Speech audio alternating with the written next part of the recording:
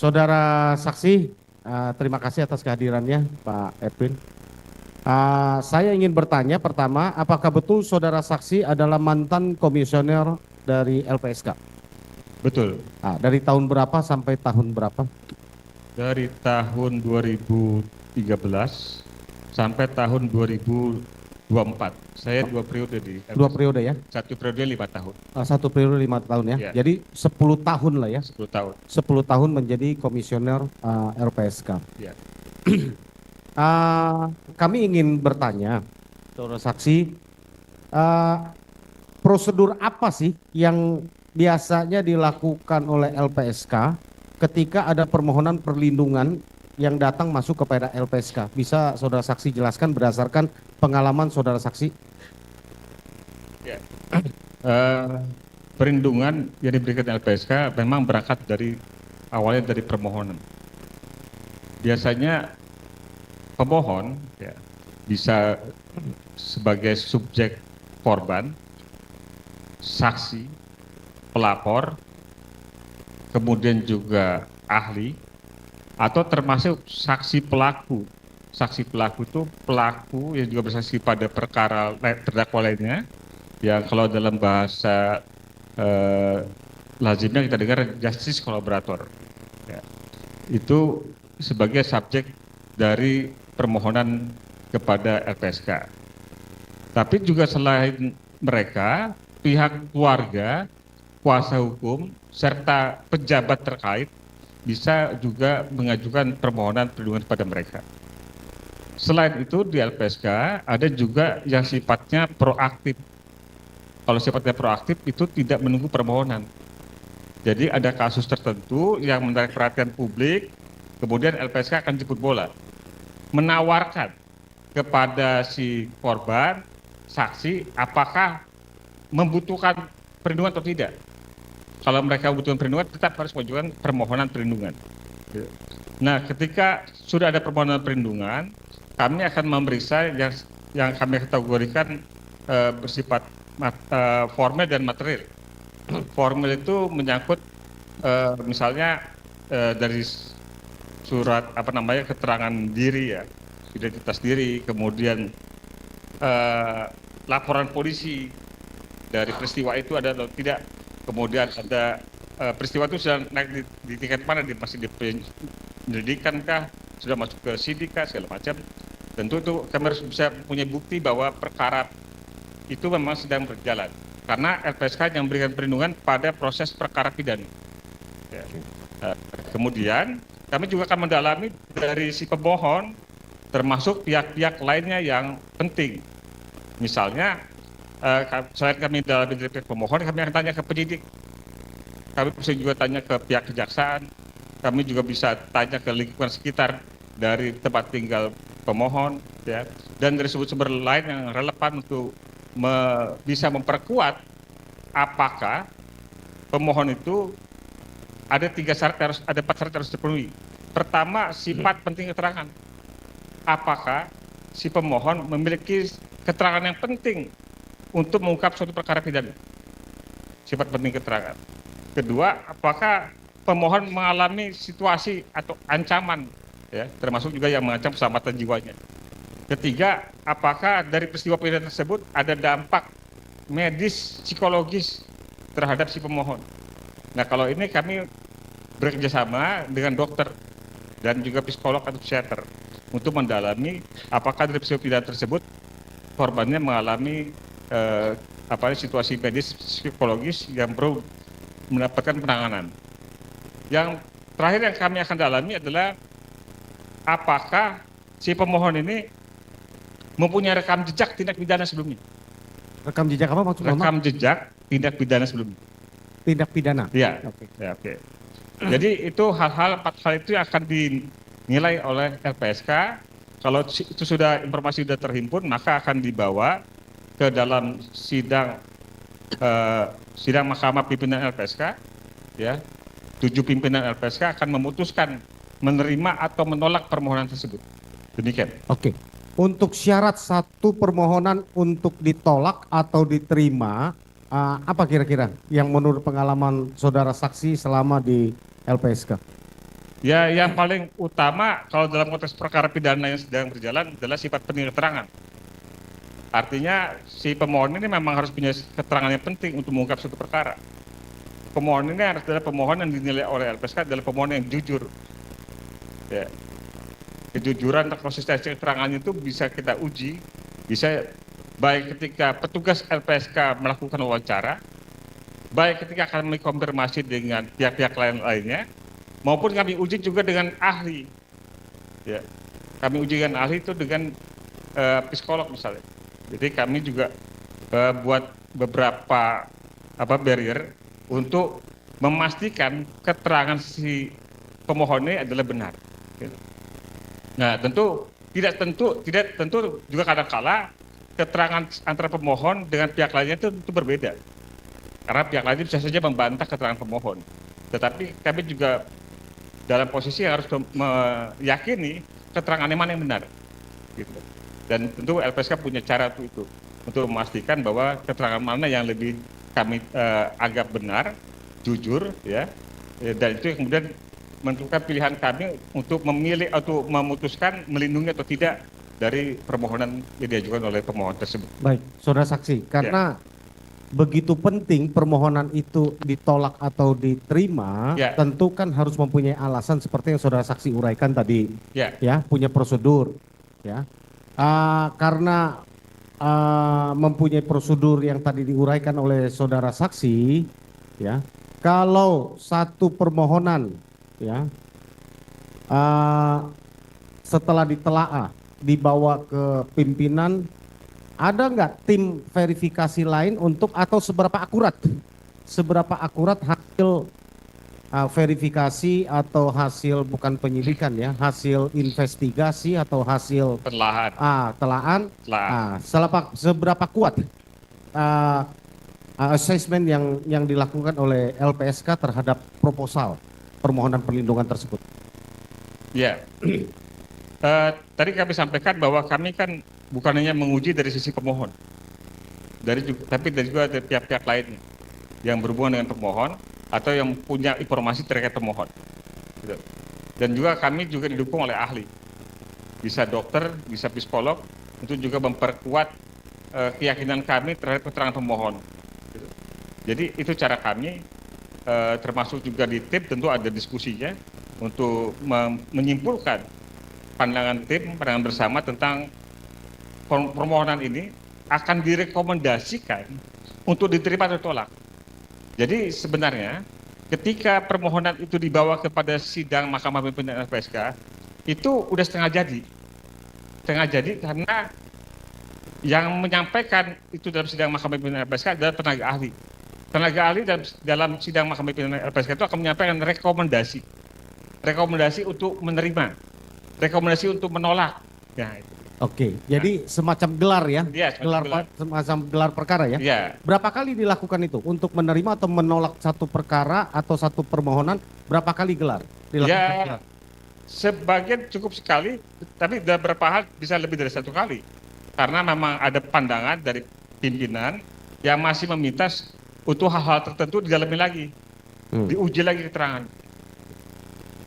Saya ingin masuk ke rilis LPSK tanggal 22 Juli 2024.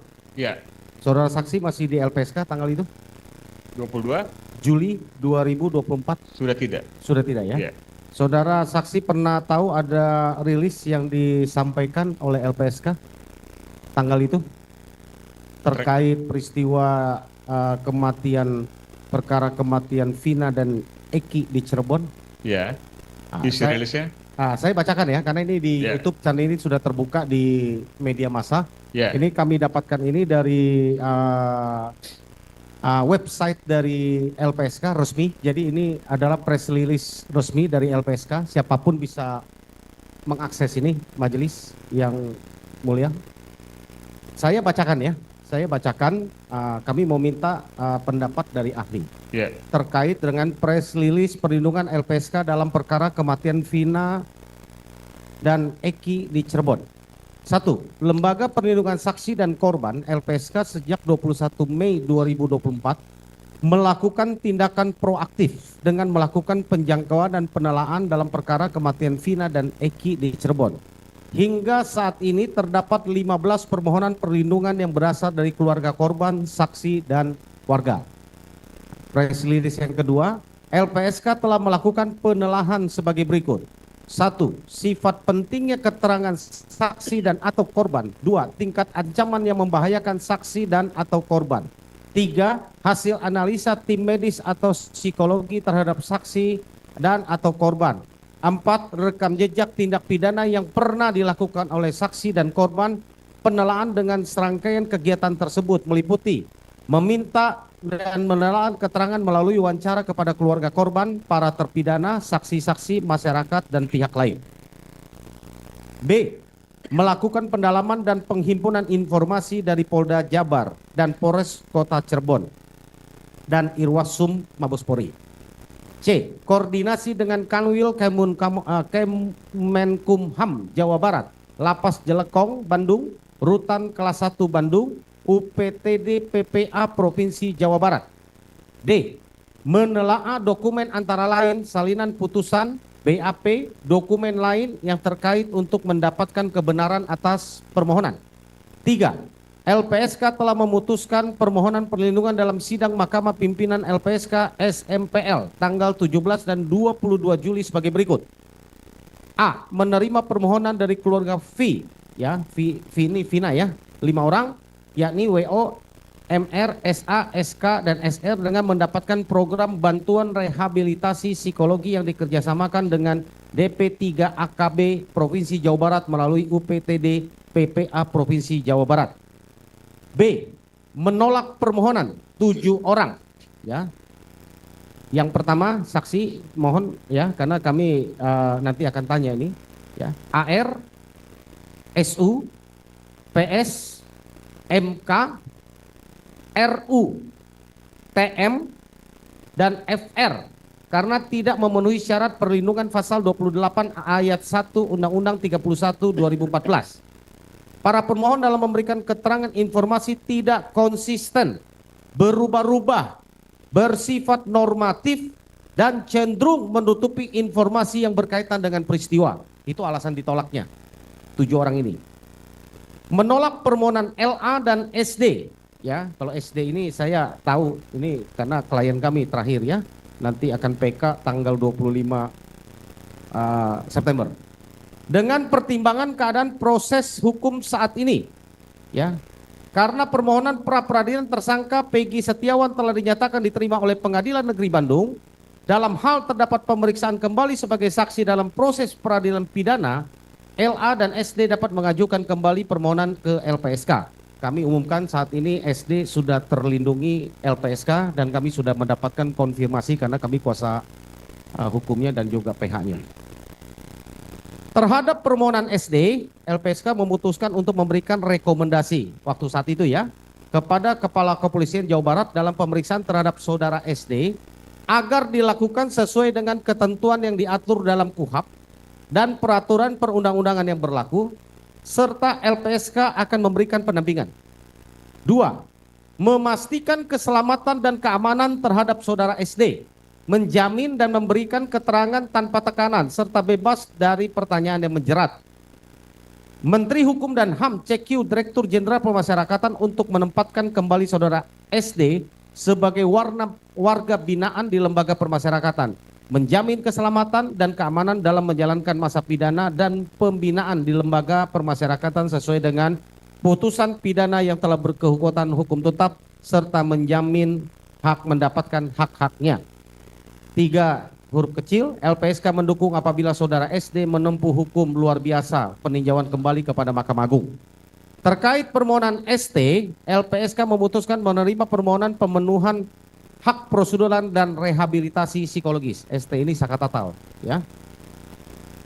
Berdasarkan berdasarkan penelaan yang telah dilakukan terdapat dalam temuan kejanggalan sebagai berikut. A. Adanya pelanggaran ketentuan KUHP dalam proses penyidikan. Adanya indikasi dugaan penganiayaan, garis miring penyiksaan, atau perlakuan yang tidak seharusnya pada tahun 2016. B. terdapat inkonsistensi dan ketidaksesuaian antara keterangan beberapa terdakwa berkaitan dengan peran dan para pelaku. Para saksi, saya ingin bertanya bahwa press release ini menurut saksi adalah kebiasaan dari LPSK atau bukan dalam menangani satu perkara? Ya, terutama pada perkara-perkara yang menarik perhatian publik. Tentu ada hak publik untuk mengetahui perkembangan dari permohonan itu seperti apa. Jadi itu yang disampaikan LPSK kepada publik, bahwa tadi juga disebutkan di awal, kegiatannya bukan dari awal permohonan, tapi proaktif. Ya. Nah, jadi karena ada kasus khusus yang menarik perhatian publik, bisa memang LPSK proaktif. Proaktif untuk menawarkan apakah para pihak mau mengajukan permohonan atau tidak. Tapi proaktif itu tidak memberikan jalan bypass tol, tidak. Tetap kemudian mekanisme cek jalannya dilakukan oleh LPSK. Asesmen itu dilakukan oleh LPSK. Seberapa kuat rekomendasi LPSK ini mengikat kepada lembaga yang disebutkan tadi dalam press release tadi? Nah, kami sudah berkirim surat resmi untuk meminta keterangan LPSK. Ini ada jawaban juga kepada kami secara resmi. Jadi kami tidak juga ingin berkabar burung mengambil data hanya dari website semata. Kami sudah mendapatkan konfirmasi yang menyarankan kami untuk mendapatkan data melalui website press release. Jadi ini adalah resmi izin dari LPSK kepada kami untuk mengutip. Ya. Ya, jadi kami mengutip ini bukan berdasarkan mengambil liar, tapi kami memohon untuk LPSK. Tadinya kami memohon untuk LPSK dihadirkan. Ada perwakilan dari LPSK dihadirkan.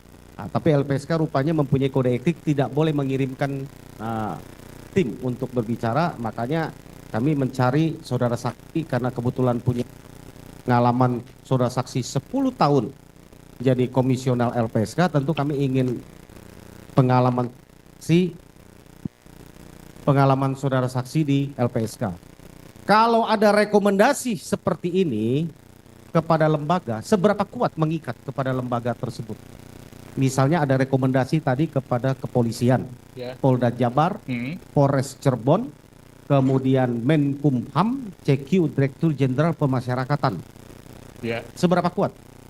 Ya, tergantung dengan muatan rekomendasinya apa.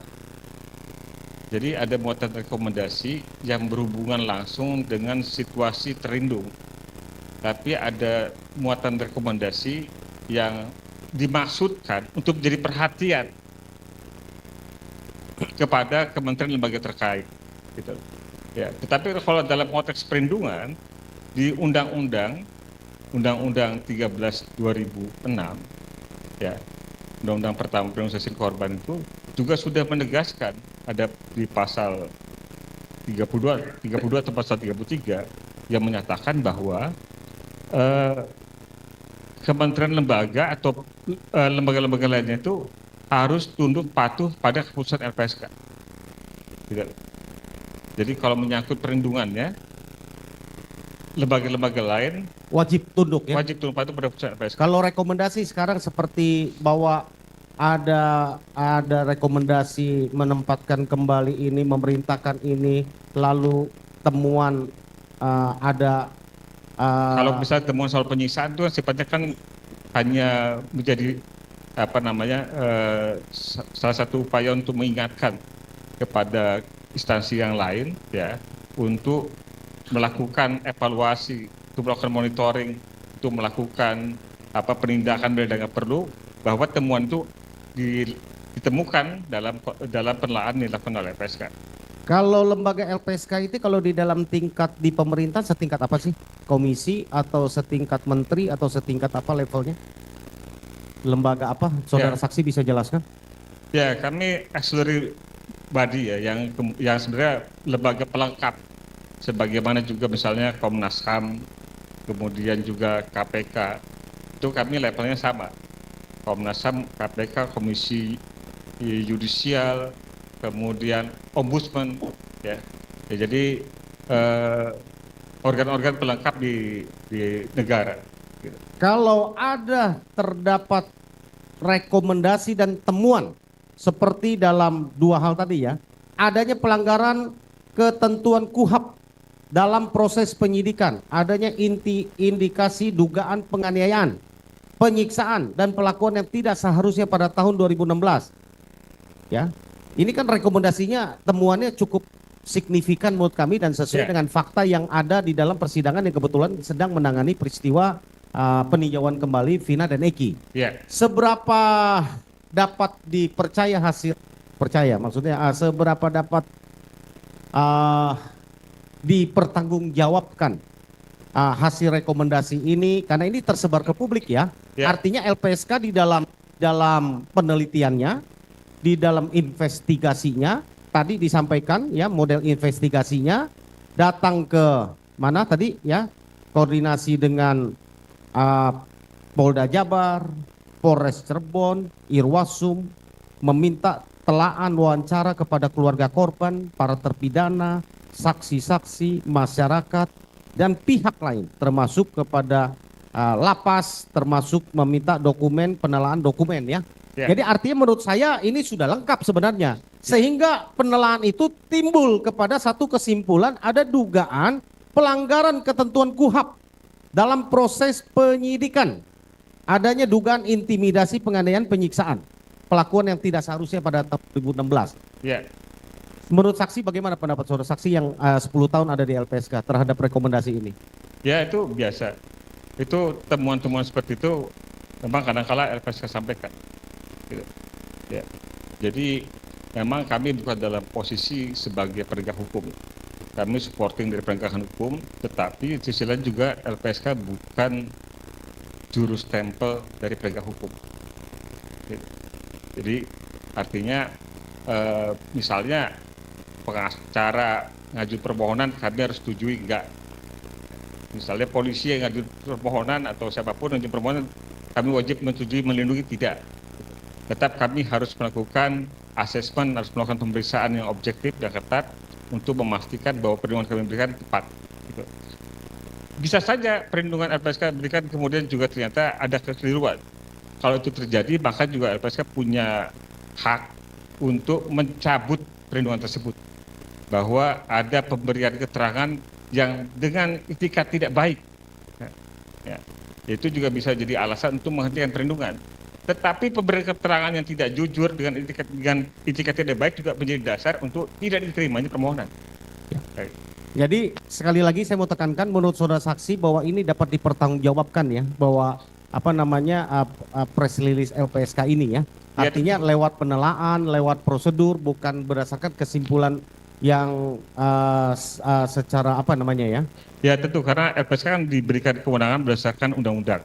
Bekerja berdasarkan anggaran negara dan juga didukung oleh kompetensi ya, sumber daya manusia baik di internal maupun eksternal yang memberikan dukungan penuh kepada LPSK untuk memastikan dari proses asesmen, dari proses permohonan tersebut ya, penilaian LPSK itu sudah valid, sudah kuat untuk membawa kepada sidang Mahkamah Pimpinan menyatakan bahwa rekomendasinya ini diterima atau ditolak. Oke, kenapa kami ini penting sekali buat kami di dalam proses pengajuan PK ini untuk membuktikan bahwa ada lembaga negara yang juga melakukan penelaan dan mendapatkan indikasi yang sama seperti fakta yang kami hadirkan dalam persidangan. Ini supaya bisa tercatat bahwa ini karena berdasarkan Satu lagi yang kami tanyakan tentang press release, ada 7 orang inisial tadi yang ditolak ya. Ada AR, SU, PS, MK, RU, TM, FR ya. Tidak memenuhi syarat perlindungan, alasannya memberikan keterangan informasi tidak konsisten, berubah-ubah, bersifat normatif, cenderung menutupi informasi yang berkaitan dengan peristiwa. Menurut saudara apa artinya itu? Ya, artinya tidak jujur. Artinya tidak jujur. Tidak jujur. Keterangannya tidak dapat tidak dipercaya oleh LPSK ya. Karena saudara bisa sebutkan yang sepengetahuan saudara AR itu siapa tahu, SU siapa, PS, ya. MK, RU. Saya harus minta izin dari Ketua Majelis Hakim karena ini diinisialkan oleh LPSK. Kalau saya sebutkan atas izin Majelis Hakim, saya mohon izin majelis supaya ini kita bisa konteksnya terhadap pemohon ini kami.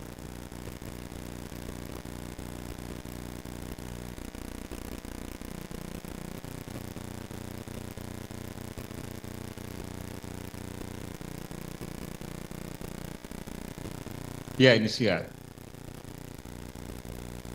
Ya. Tidak, kalau dalam posisi statusnya bukan terlindung, tetapi LPSK memberikan inisial. Ya. Saya mengetahui nama-nama itu, tapi saya mohon izin dari majelis hakim untuk memberikan izin pada saya untuk Kami menyampaikannya. mohon izin mulia. Karena ini kan sudah press release dan ini sudah terbuka untuk umum. Ya.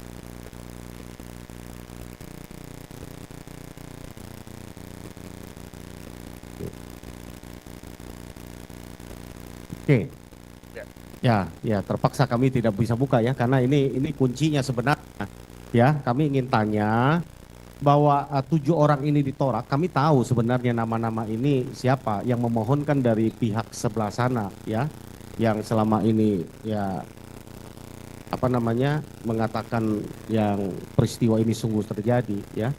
Nah, kenapa ditolak? Intinya tadi keterangan kesimpulan dari LPSK adalah informasinya diduga tadi keterangan saksi ya berbohong dan Ya. tidak dapat dipertanggungjawabkan begitu ya, Ya, berubah-ubah inkonsistensi itu sebab tolak ya.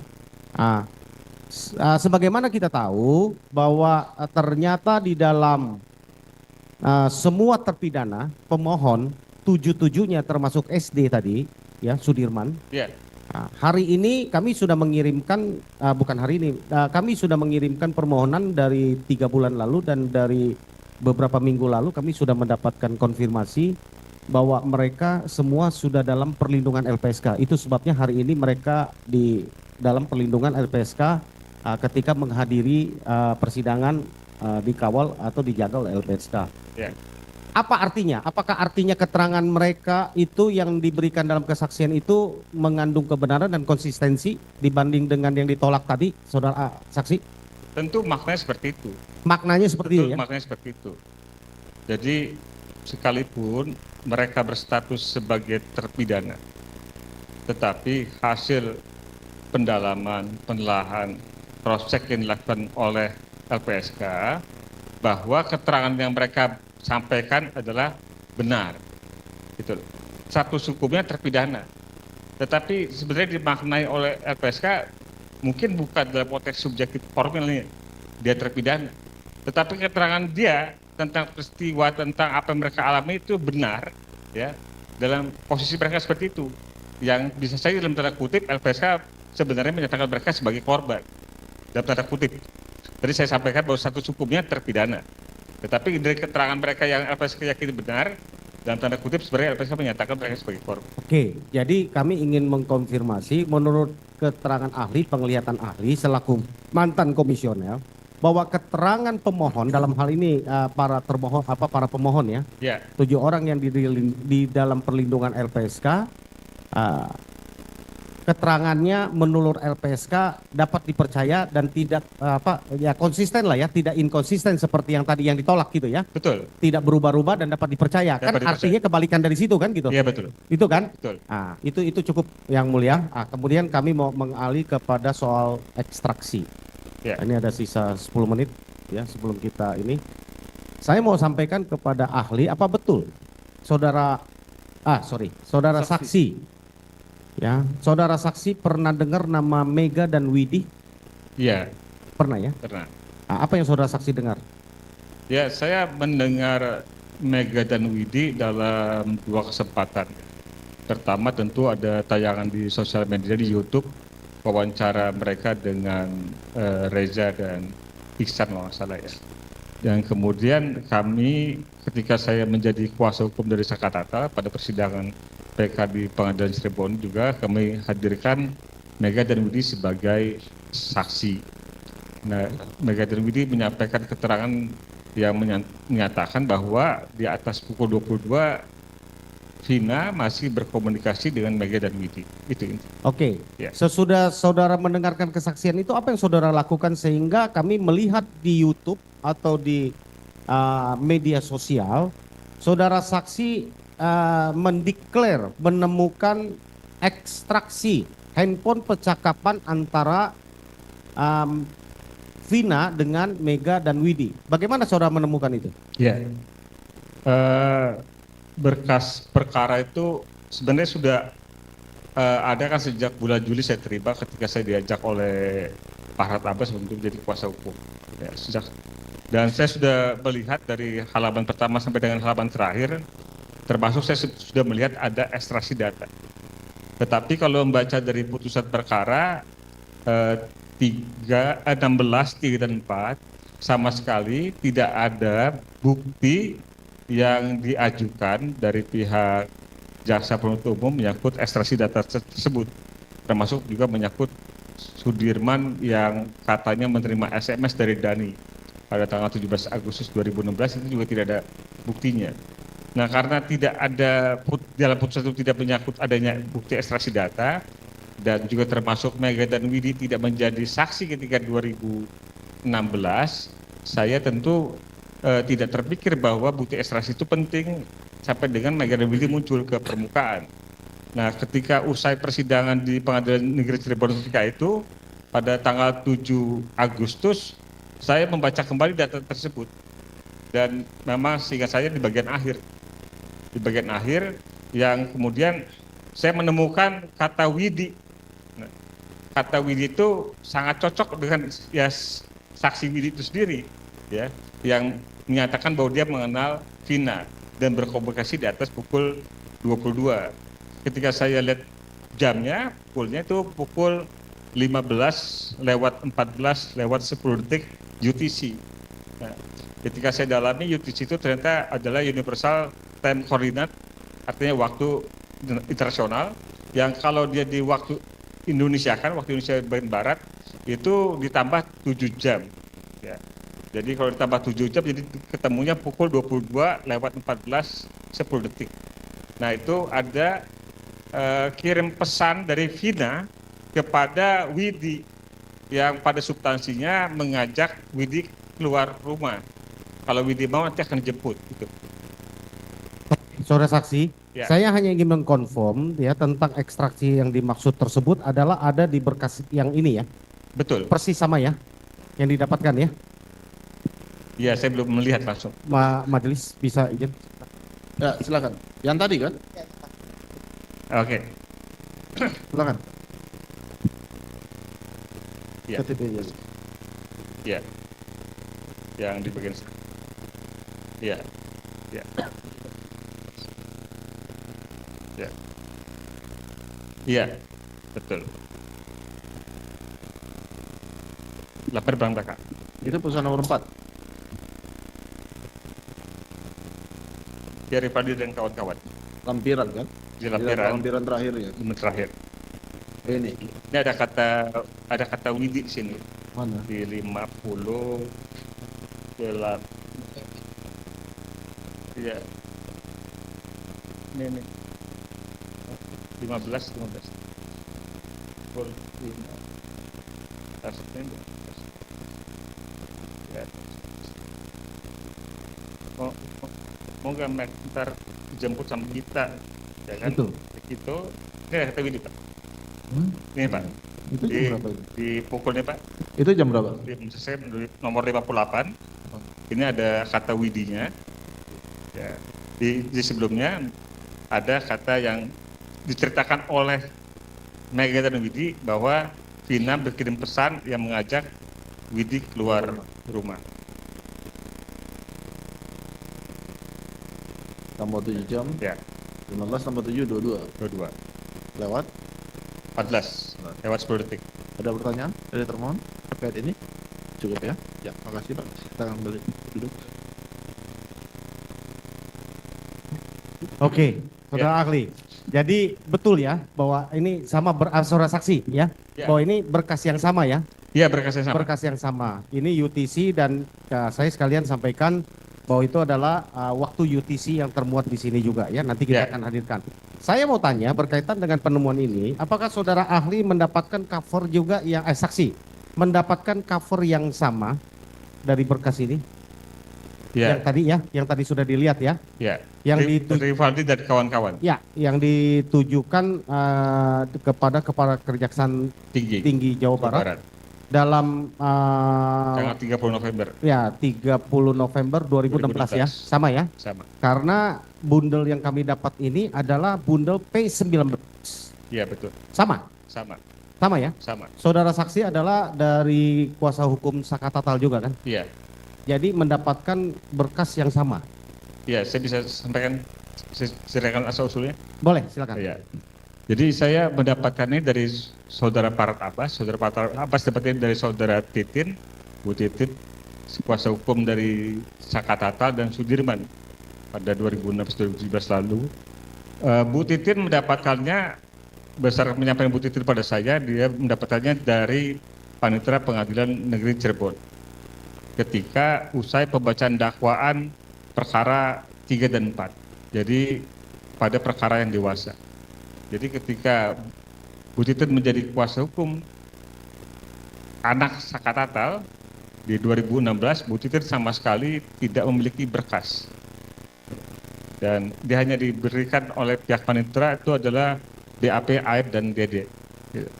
Dan itu baru berkas itu baru diterima di 2017 artinya. Ketika perkara yang dewasa mulai diajukan di pengadilan.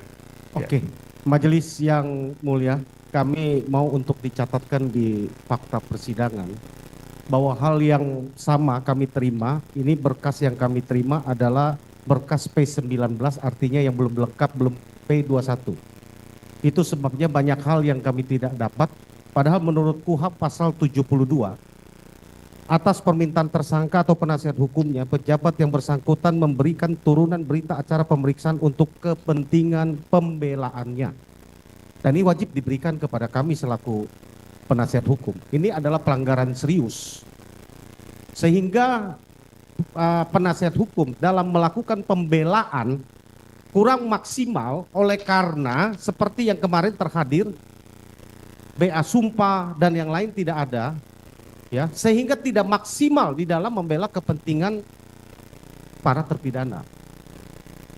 Ya, jadi hak terpidana terlanggar olehnya karena ini KUHP, hak hukum KUHP. Ya, ini kami mohon dicatatkan bahwa ternyata kami mengkonfirmasi ini hal yang sama. Kami pikir cuma kami yang dapatkan. Artinya P19 ini adalah masih mendapatkan untuk petunjuk perbaikan dari jaksa belum P21. Gitu ya, untuk dicatatkan di persidangan. Kemudian satu lagi kami mau konfirmasi kepada saudara saksi. Ya, saudara saksi membaca majelis yang terhormat ini bersifat asusila, boleh dinyatakan tertutup. Baik, karena ini menyangkut asusila, ya, mohon kepada yang lainnya sidang untuk dinyatakan tertutup untuk umum.